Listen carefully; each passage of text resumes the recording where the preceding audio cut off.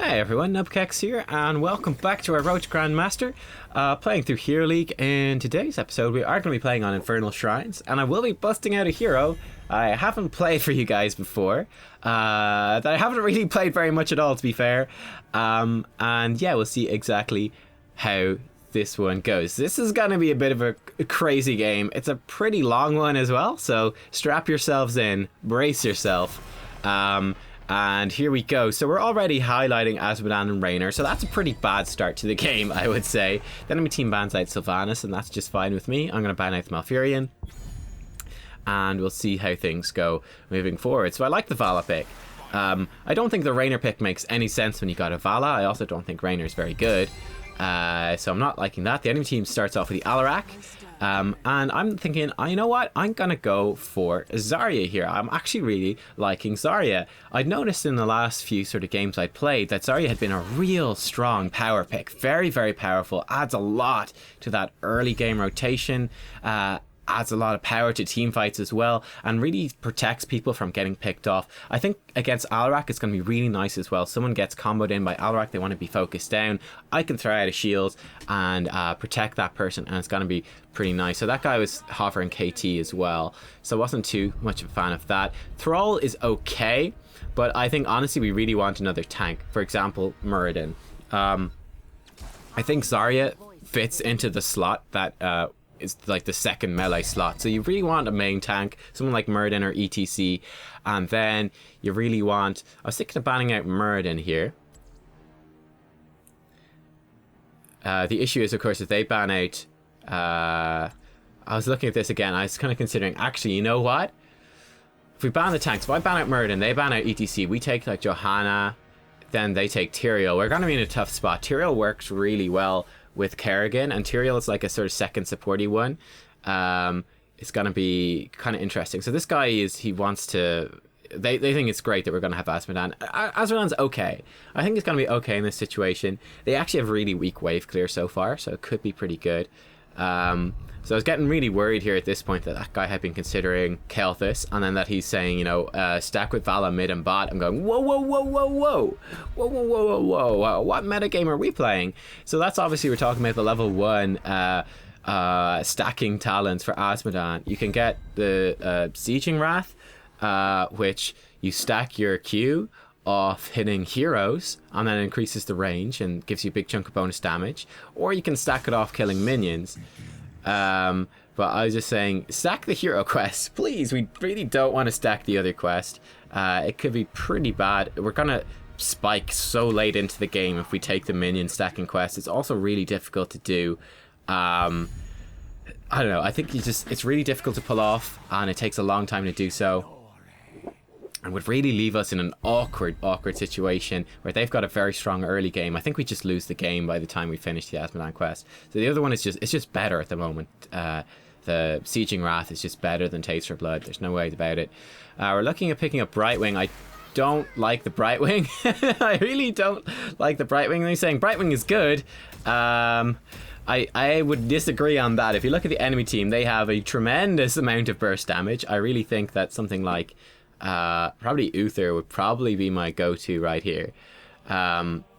We've got Zarya. So I think the Zarya pick has actually worked out really nicely in this draft. As you can see, we've got a lot of like tier 2. We've got a lot of Diamond 2 people, a lot of Diamond 1 people. So this is, I think, and it'd be interesting for you guys to compare this game to other games. This is probably the lowest standard game we've played in Hero League in quite a long time. Quite a few episodes. So you should see, I think, compared to some of the episodes where I've said we've got a very good team, you should see some very large differences between that. But yeah, the enemy team is running a super pick heavy composition. We've got a wonky sort of composition. The reason I read Brightwing is a sustained healer, and they've got stupid burst damage and pick potential. But, you know, Muradin Stormbolt, or Muradin setting up a combo with the slow with Thunderclap or something like that. They've got a Kerrigan combo, they've got Alarak combo, they've got Kel'Thus combo, they've got a Tyrande combo. They've got so much, like, just pick one person, blow them up. We've got a Brightwing who really can do shit all to stop that, frankly. She's about sustained healing, not burst healing. With Uther, you have the burst healing from Uther. You have the Divine Shield from Uther. I think that stuff would have worked better, or maybe like a Karazim or something. I don't know. The Brightwing is awkward, even Oriole, but we don't have a ton of damage for the Oriole to stack stuff up. But I think Oriole would have worked pretty well, you know, deny that with Crystal Aegis would have been pretty good, and then have the crown on Vala. Vala does a lot of damage. It would have been fine. But anyway, we'll see how this stuff goes. Alarak misses his first combo, and that's good news for us. Starting to clear this out. ETC goes in on the bottom. No one is near him though, and he takes half his life, but he's fine. He could just heal up, stand near Bright. Oh no, he's not. Oh my god. Yeah, I really didn't like the ETC in this game. I think that's... he just went and tapped the well. He took half his life at level 1, and instead of standing beside Brightwing and just pressing guitar solo once, he went and he used a 120-second cooldown on his well to do that. That's really awkward. We're in an awkward spot now ourselves. We're solo laning against Murden. We're not going to be able to do much here. To be fair, Murden's not going to be able to do much either. I suppose Murden will eventually run out of mana, whereas we won't, but with Murden's trait, he's just going to heal up everything that we do. Nothing's going to happen. ETC dies somewhere.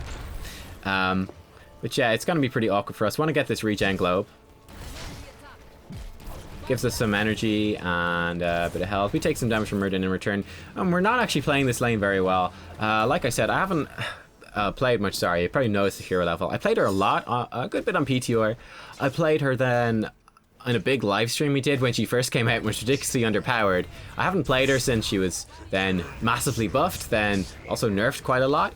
So, I don't know, my insight into Zarya wasn't the best. So I thought it'd be pretty fun though to try her out in this game and get a bit of a feel for her. Also, yeah, she's just been a bit of a power pack pick. Asmodan's dead now as the shrine activates, so that kind of means we can't really go and start this shrine. They're just gonna win. They have a crazy early game composition as well, so there's really nothing we can do about that. I want to try kill this thing first. Just running around the Murden, putting some minions between me and him, so he can't Stormbolt me. Yeah, he gets the Stormbolt there. Well aimed, actually, by him, I have to say. The Murden is playing this lane decently well. Again, he's got nothing to worry about. He can take some damage from me. I don't do that much damage without energy. And then he can just, you know, back off and heal up with his trait. And he loses out on nothing. So he's very much free to do that. I should have pressed my W there. I was much too slow pressing that. And then I walk in, get combo, get caught by all the combos, and I'm dead. There's very little I could do right there. The main mistake was my positioning. And then not pressing my personal barrier earlier, and then having to retreat, like do an emergency retreat somewhere where the Tyrande could punish me. And see, once again, the combo from their team coming out and doing a lot of damage. Brightwing gets sniped by the owl. I was going to say escape, but no, she got sniped, and our team is running in retreat, so that went pretty badly. ETC saying see no damage. At this stage I was just like, yeah, let's just mute this ETC.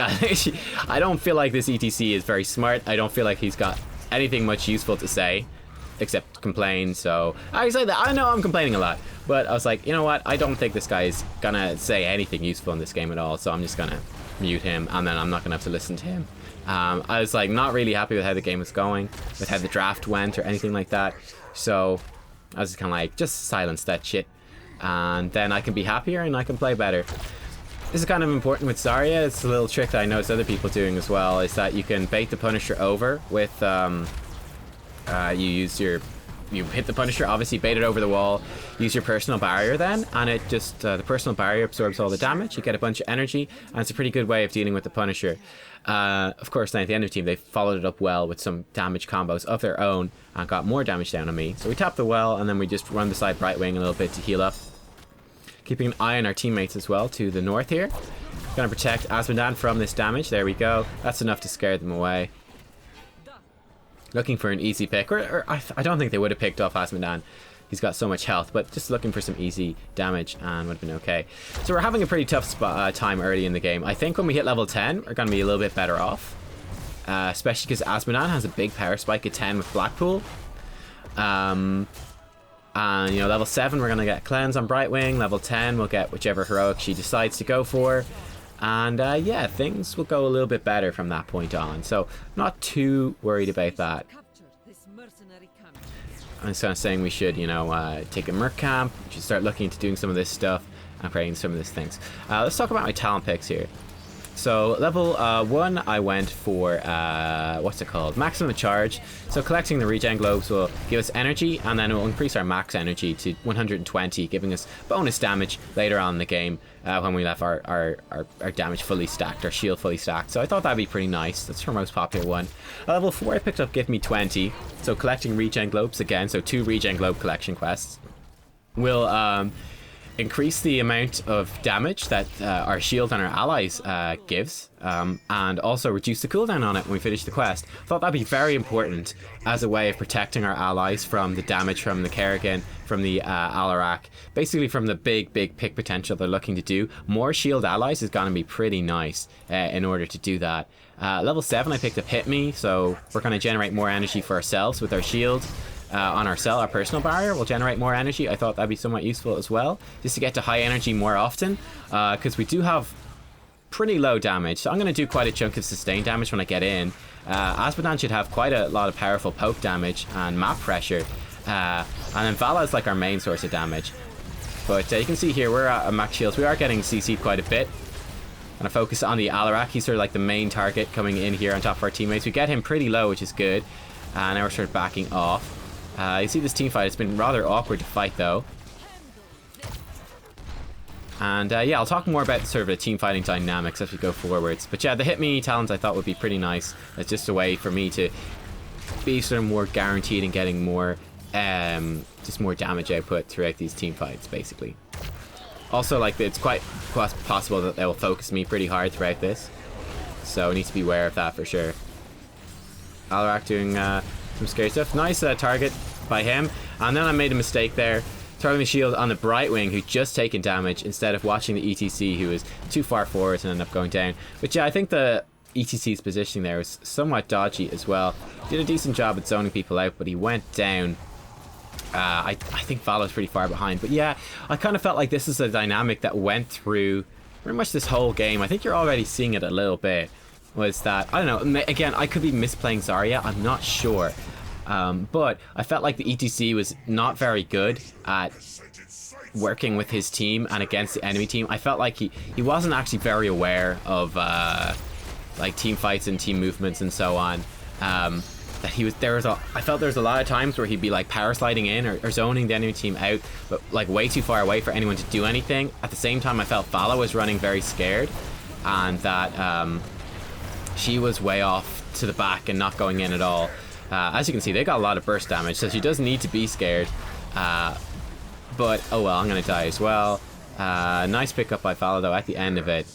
But yeah, you can see she's missing a lot of opportunities to fire off basic attacks, I would say. This is nice though. Oh, this is really nice. So good job by the team using a couple of Rain of Vengeance very well. Azmodan landing a very good Blackpool Empowered Globe. There you go, that's the sort of level 10 power spike I was mentioning. But yeah, I felt like Vala, she's like our only damage dealer, and she's okay for sure, but she's not amazing at the Vala. She's fine, but I felt like in terms of her positioning and in terms of maxing out like the sort of the damage output that she could safely get, she's not really doing that, which is what we kind of need. I felt like the ETC wasn't fantastic at empowering her and being in the right position in what's a pretty tricky team fight, to be honest. And we got the Brightwing is a weak pick for dealing with burst damage, and then myself just inexperienced on Zarya. Like I said, I can't really say for sure what I'm doing right and wrong on Zarya, because this was for me very much a learning experience for the hero. So I can tell you about what I learned on the hero, and people who are more experienced can point out what we're doing right or wrong. But yeah, it was certainly somewhat difficult. Now we got our expulsion zone at level 10. That's going to help us a lot actually in this fight, helping to zone out enemies when they do dive in. Again, they're a very dive heavy team. Vala dies in the middle, and Brightwing as well. I think they just overextended. Brightwing teleported in to try save her and arrived as she died and got killed as well, so that's unfortunate. But yeah, I think with expulsion zone things are going to change. I think level 10 was probably better for us overall than it was for the enemy team. I think our level 10s are probably overall a little bit better. We'll see how things go. Another thing I would say is that we should be looking into creating a lot of map pressure. And I don't like... Now, obviously, people just died. But I think, particularly at this stage in the game, for most of the game, I think, we would really want ETC. Let's say post-level 7. I think we really want ETC solo laning. He actually took the wrong talents. He took, let me check, I've got the list here. He took Pinball Wizard at level 7, which is increasing his W damage after he hits someone with a Q, which is kind of like, what's the point? Instead of Echo Pedal. I think with Echo Pedal, it would have been a strong solo laner up top. And I mean, he's doing the solo laning up top, but he just doesn't have the right talent for doing it. So we're going in pretty aggressively here. Throw in the Expulsion Zone, which is zoning out their backline a little bit. Kerrigan can't get in. Alarak jumps in finally, and ooh, huge damage coming out from him. The mosh pit goes off, but it is a little too late. I'm dead as well to the other side, and down we go. Very painful. A deadly charge, actually. Uncommon to see on an Alarak, but it's working out very well for him in this particular game. They do have a lot of dive for sure. Vala Sage can't really escape. I'm kind of checking out the stats as well. You can see Asmodan's doing a lot of damage. The Vala's not. I can understand that as well. I mean, I have been critical of the Vala, but at the same time, it is a very difficult game for her. It's a ton of pressure on her as well. I'm kind of saying, okay, look, I'll look into staying back with the team more. I've been looking to try to frontline and zone out their damage dealers like further back. I'll stop doing that, and I'll look at staying with the backline more often and protecting them that way. That might be a better way of dealing with this. It's making sure to save my barrier for the Vala instead of ETC diving in, and that might work out more in our favor. That's kind of the way I decided. I was looking at the game and said, okay, look, hasn't been going well. Maybe I'm positioned too far forwards. Let's switch it up. Vala feels like she's dying. She can't get in. So we're going to stay back and we're going to try to protect her a bit more as opposed to doing what we have been doing. I think that's important as well. I think like the Vala in this game, I think later in the game she's kind of going like, OMG, like they've got so much CC. It's so unfair and stuff like that. I think that's kind of like an immature attitude to the game. I think a mature attitude to the game is going like, okay, well, they've got, like you said, they got a ton of dive, they got a ton of pick potential. What tools do we have to stop it? And sometimes you have to go, we don't actually have a tool to stop it, and they're just gonna have a massive advantage, and just being cool with that. Or else you like work out what tools you have and you try to apply them. And you also have to look at then the costs to certain things. For example, if they dive really hard, then sure, they might be able to pick someone off, but they're also leaving themselves very vulnerable to other things. What can we do? How can we exploit that? What can we make happen with this? Not sure. Throw the Expulsion Zone down here to try stop the Murden from escaping. We actually have a ton of CC though coming out from ETC, making that somewhat irrelevant. But at least the Expulsion Zone did zone out the enemy team from trying to come in and trying to follow up a kill there, or try to just disrupt us or put pressure on us. So it worked out okay in the end. And Asmodan, meanwhile, is getting a pretty good split push. But, to go back to what I was saying before, I think especially once we hit level 10, I think we should be looking at doing something like, yeah, this Asmodan should really get out of there. I think once we get to level 10, ETC in a solo lane with Echo Pedal, then you have Asmodan, because it's been like ETC versus Murden solo lane quite often. You have then Asmodan send the General of Hell, even if it's an Alarak up there, they have very weak wave clear. Only Kel'Thuz can wave clear well. So we exploit that. We send ETC split pushing in a solo lane because he's pretty safe at doing it. We can create vision elsewhere on the map. Send him there. Put the General of Hell up there as well. We can see stealth people coming in behind. Kerrigan is here as well. Get the Expulsion Zone down though between Kerrigan and our team. The Expulsion Zone now has expired. Vala goes pretty deep to pick up the kill in the Alarak. She goes down herself. Cleanse comes out to help ETC escape. We get a shield on him as well. And looks like we will be able to make it out of here alive. So that's good. That's not the worst trade in the world, actually. It ended up being a 5v4. And we actually got 1 for 1. So that's fine. So now it's a 4v4 currently. Now Vala is, or ought to be, our main source of damage. So it's a little bit awkward. But it's not too bad to be missing out on that. Oh, Fury of the Sunwell coming in. So we do just about manage to sidestep it at the very last second. And that's okay. Both teams have level 16. Which, like, Asmodan, if we're almost 4, I mean, we could have 4 of us pushing mid lane, ETC solo top. We're pretty close to rotate up and save ETC if they try to gank him. But then Asmodan can maintain the push on the bottom lane with his Black Pool and his Q that will just wipe out the minion waves without him needing to be there. So we can basically, we can create a lot of map pressure across all the lanes. Like, that is the strength of our composition. Their strength is getting picks. And we've got very few tools to actually deal with that. The strength of our composition and one of the big weaknesses of theirs is that they have like no damage. ETC throws out Mosh Pit, but it completely misses, and he's going to die to that. Brightwing's being focused down. I don't have any shields to try to keep her alive. Popping my own shield there on myself, giving a shield to Vala as she's running from the Kerrigan. But we're all going to die here. Vala's going to die as well. No way she's getting out of that, and we all go down. So not a very well orchestrated team fight at all from us. We all just get picked off and wiped out. I don't know. It's difficult to say, given that we have an Azmodan and Brightwing against their comp. It's difficult to say as to whether or not we could win a team fight. I think we could. I think it's just going badly for us. That we're kind of misplaying it slightly. For example, like the ETC Mosh Pit missing there. But yeah, so Vala's saying like, 5 CCs, like what the fuck. Well, like I said, she's not wrong. It's like, it's very difficult for her to survive. It's like they can dive her really hard and pick her off. Because all we have really to defend her, well, we've got ETC could defend her, I could defend her with a shield, Brightwing can cleanse her and do a little bit of healing, but we don't have a lot of tools to prevent that, and that is the strength of their composition. But like I said, our composition has other strengths, that is playing the map and just being able to zone them out. And who knows, we could potentially win a team fight as well if we do manage to nullify their initial dive, their initial pick off. We could have a Mosh Pit come out. We could have the Vala damage come out. We could have big damage from Azmodan even coming out.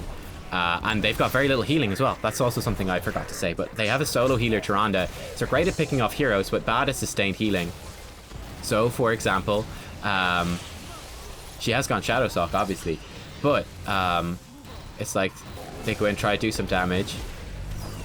I have my shield here, which protects me from that. And that's okay. Putting on a little bit of pressure here. Again, they've used most of their heroics, so not too worried. And I've got mine coming up soon. I was thinking, if they did go for like Zarya's kind of a bit far forwards, we can pick her off. And then they jumped in, we got a nice expulsion zone down there. If they got a bit greedy, because they have been winning. Even with level 20, they could get greedy. We can maybe get a pick off and it would be okay. We'll see. But yeah, I mean, like the damage we put down, they don't have a lot of healing to protect themselves. So we could exploit that maybe a little bit. And it could work out well. I don't know. It's an interesting game, though. Very interesting in terms of that. By the way, the other talents I picked up. Level 13, I picked up Pain is Temporary. So we can consume our energy to give us a massive shield. That's on our number 1 key right there. You can see it. It's going to go about a 30-second cooldown, something like that. But that's been very useful in this game. I actually didn't realize how good this was. But what it does is it's just like a personal barrier. When it absorbs damage, it generates more energy for you. So you can spend as much energy as you have to generate a massive shield for yourself. And then if that shield absorbs a bunch of damage, it just gives you all your energy back. So it's stupidly good. I didn't realize just how strong this is, but it's really, really, really strong. You can see as we're talking, the enemy team is painting the map red, exploiting that level advantage that they have. I mean, it's level 21 to 18. It's pretty brutal. Level 16, I picked up Gain Train, so our shield ally is going to affect a second ally. I did consider getting the one that would cleanse people out, but it's not... It doesn't give them unstoppable, it just removes whatever CC they're already affected by. I felt that would overlap a bit. I felt that the Gain Train would just be more useful because they have quite a lot of AoE in their dive as well. And there have been situations where, for example, we try to protect Brightwing and they're focusing the Vala. We try to protect Vala and they turn around and hit Brightwing. I thought that, having the shield for 2 targets would be really nice. It could also allow us to protect ETC while also protecting Vala or something like that. I thought the second shield would just be very useful for doing that. I'm being way too greedy here. I've just gone way too far forwards. And that's just a really bad play for me. That's just, you can see, symptom of the frustration. Absolutely shouldn't have been there. Should have just let them get that Punisher. They have to push it through a fort, so it's not gonna, it probably will threaten a keep. But we might be able to defend okay. We might actually even protect the keep. But me going in and trying to fight down level 20 was just stupid. So that's definitely, you could definitely see the frustration of this game coming out and doing just something that's just pure stupid and that there's no reason to do. Okay, they lose like 5% on the Punisher. They would have lost more if I'd been there and it could have helped people kind of push out. At this stage, ETC standing outside is a really bad idea. I know I'm saying that after I did something really stupid, but it doesn't make what he's doing any less stupid. Brightwing just barely keeping him alive, but like that's cleanse blown, that's everything blown for him standing outside. So Vala's saying GG. I think it's not helpful, but yeah, I mean, I think there's no two ways about both of those things. It was really dumb for me to go in, and it's really dumb for ETC to stand outside the gate. Both things made no sense and gained nothing for the team. So 2 big misplays for you guys to be aware of. So the keep goes down with the Punisher at half health. We had 2 stupid, effectively deaths. So there you go. Picked up Unyielding Defender at level 20. We can activate this to refresh the cooldowns of both of our shields, which is pretty nice. Going to be really useful, actually, particularly in this game for the shield ally thing. It's going to be much more useful to keep more people alive. Just give that burst shielding to someone like Vala. As I'm saying, our game is now, and I do actually agree on that. I think our level 20 is better than their level 20. I think Kerrigan has fallen off at this stage of the game. She actually picked up Nexus Blades as her level 20, which is unusual. Kel'Thus is very strong at this stage of the game, though. Tyrande is okay. Alarak gets very strong Power Spike. He got Counter Strike at level 20. Murden got Rewind. I mean, they've got good stuff. I think EDC picked up Death Metal, which is not bad. Brightwing is Storm Shield. That's a huge deal. And then Unyielding Defender. So we got a lot more shielding from myself and Brightwing now at level 20. And that's really nice. Asmodan actually picked up Black 5th Circle, which is going to give him... basically, when he hits people with damage from his Black Pool, it will slow them, which could actually be kind of nice. I personally probably would have gone for Forced Recruitment, but I think this option is also perfectly acceptable.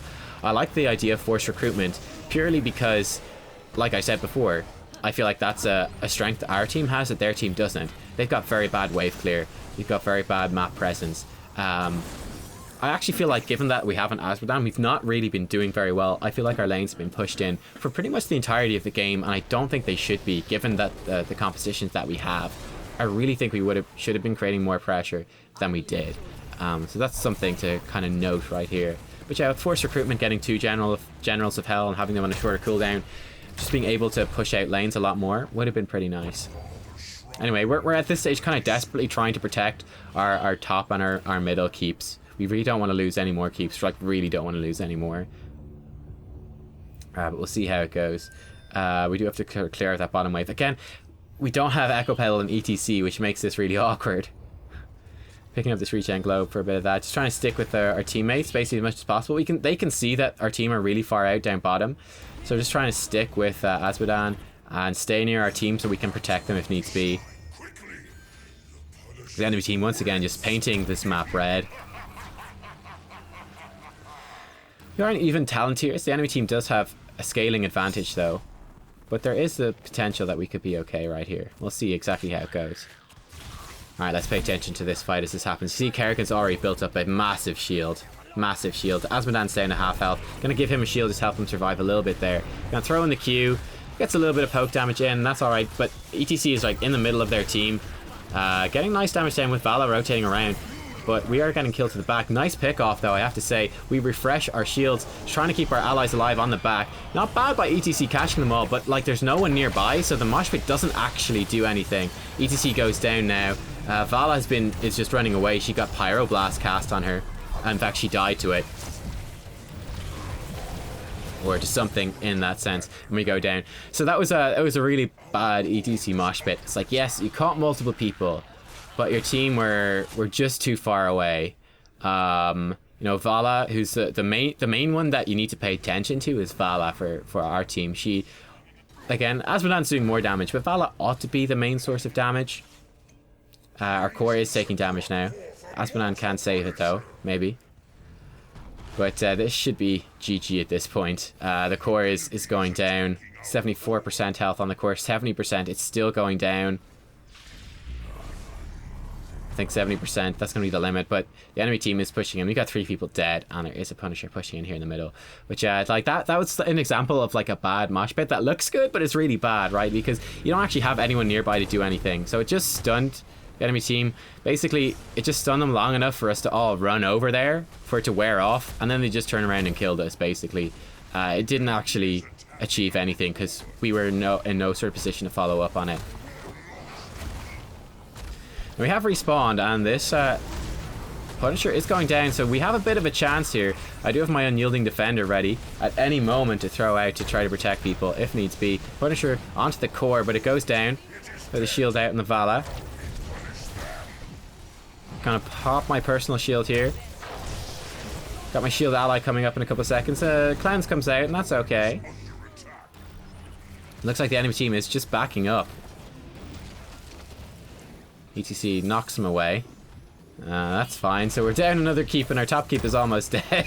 So it's still looking pretty bad. We got a bit of a push going up top, though, and presumably Azmodan has been empowering those as things go on with his generals.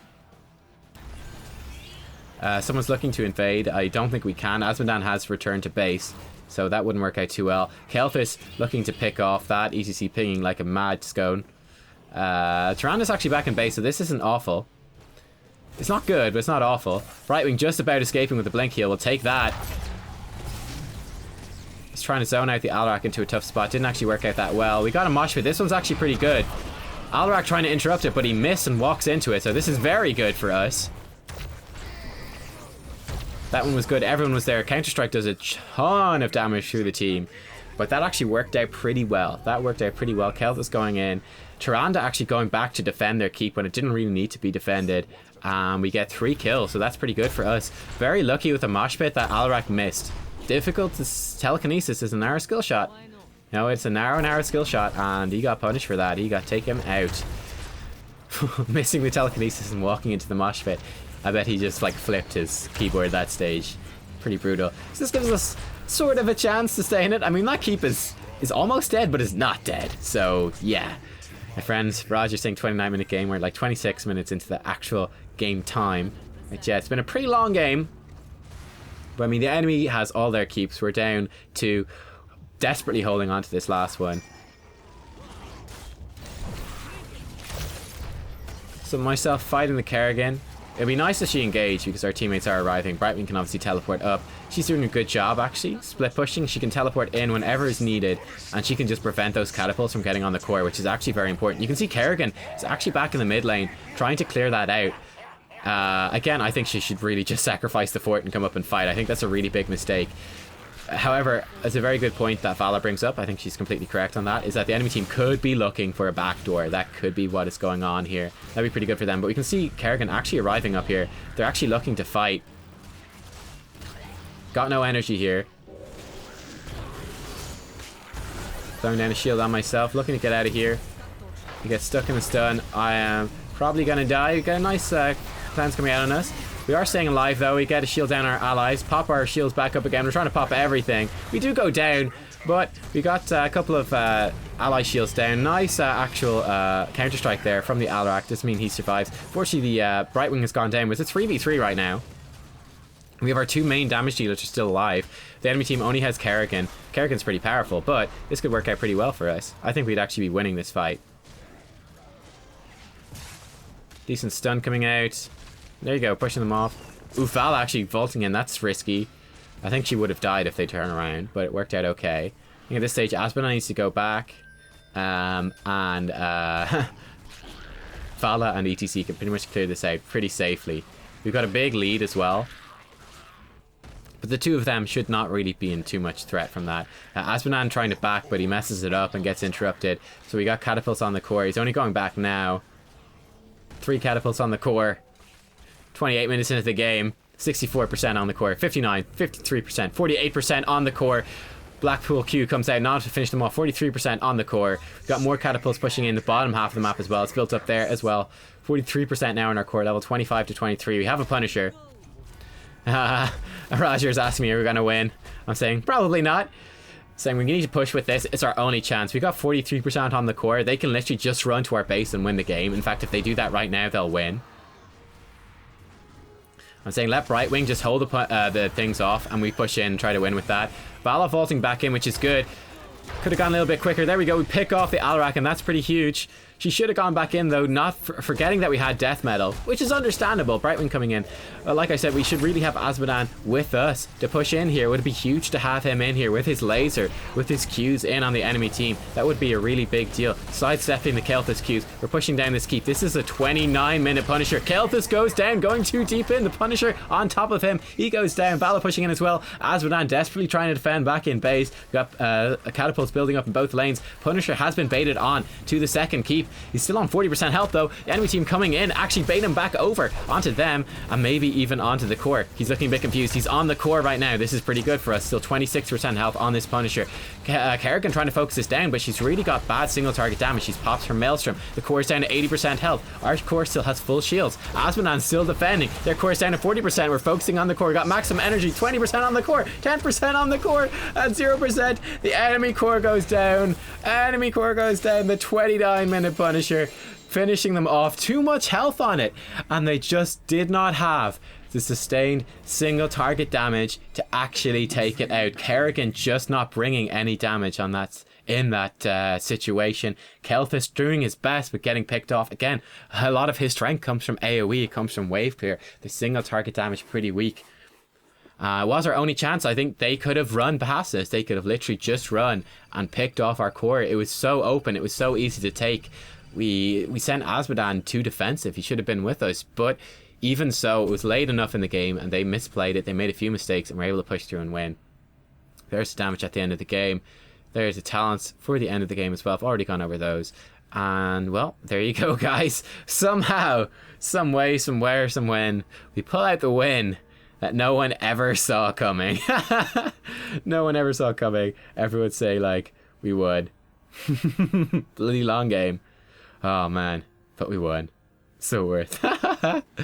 Oh, that was intense. It was an intense game. It was, I thought it was funny. I think our team wasn't that great, but the enemy team wasn't that great either. They just threw away their win, basically. They full on 100% threw a game that they had 100% won. That's the risk you run, though. You know, if their game runs that long, it's like one team fight can just throw the entire game. Or not even one team fight, just there's a couple of smaller mistakes and just throw the entire game. In the end, it ended up being that big team fight over that last shrine where both teams lost 2 players, but whereas we lost 2 players, it didn't matter too much. In a way, we lost me and Brightwing. We lost the defensive heroes. We kept all the damagers alive. And the enemy team, they lost Kelthus, they lost Alarak, their 2 sort of biggest damage dealers late game. So they were just stuck in a rough spot where they didn't have anything left to try to contest the shrine. We got the shrine, managed to hold them off, and pushed in with the Punisher and won the game. I think you could see a couple of times in that game they went back to defend things that they shouldn't have, which gave us the opportunities to get back in. I think that's really important. There was one moment where Kelthus went up to try pick off the final keep. He didn't even get it picked off, which is very unlucky for them. And even if he had, you know, just that tiny little bit more damage scaling or whatever, and he might have picked off the keep with his double hits of his flame strike. Might have picked off the keep and that would have been a different game. But he didn't manage to do that, and then getting picked off because Tyrande went back to defend a full health keep that was in no danger. Then Kerrigan being late to the first that last shrine again as well, going back to defend a fort that was maybe in danger but really didn't matter at that point in the game, and giving up quite a lot of map pressure and presence in order to do so, and then having to do sort of a panicked fight and panicked engagement, and we just about kind of squeezed through the end. My positioning in that last fight wasn't great, but we just about managed to squeeze through nonetheless. And then the fact that they went to defend instead of, you know, sending a few heroes to try rush and backdoor. Yeah, it was very close, but it worked out in the end. Very close game. Didn't really deserve to win, but we pulled it out just about in the end. I think our Asmodan had a decent game in the end. You know, he topped the damage stats, so fair play to him in that. Yeah, I think he did decently well. He did decently well. I think maybe the map control wasn't that strong, but he did okay considering. You know, he did good damage, and it was fine. He helped defend as well. It was definitely an awkward, like I said, it was an awkward composition for us to play with and to fight with the Brightwing, not having the burst healing to deal with the burst damage that the enemy team was putting out. But yeah, he was okay at Asmodan. And her Fala was also, you know, she was okay at Fala. I think she came more into her own later in the game, especially with the Firefly Quiver at 20, letting her attack more freely. She had a better time, but you know, she was okay. Our ETC I think was pretty weak. I suppose Brightwing probably played it pretty well with a bad hero to play it with. I don't know. Yeah, yeah, I think it was a fairly low quality game. I think probably the Kael'thas had a very strong game, and their Alarak and their Kerrigan seemed to play pretty well, all things considered as well. It's really hard to judge, obviously, from the enemy team. I think that was probably the most impactful Kael'thas I've ever seen. Again, the team comp sort of playing in his favor, and the players and stuff like that. But I hope you guys enjoyed that one. I think it was pretty interesting. We didn't have a very good game on Zarya, not as anywhere near as impactful as seen other players. So I'd be interested in playing her again with like a sort of a better team, better composition, and better play. But it was fun anyway to bust her out. I wouldn't recommend busting out a hero. Having done it, I don't recommend busting out a hero you're not experienced with in Hero League. But it was kind of cool to get experience with Zarya. I'll definitely look into playing her again. She seems very, very strong indeed. Bringing good damage, and just the shields on the allies in particular being very useful. So there you go. It was fun. Hope you guys enjoyed that one. Give it a thumbs up if you did, and I'll see you all next time for more Here's the Storm. Bye bye.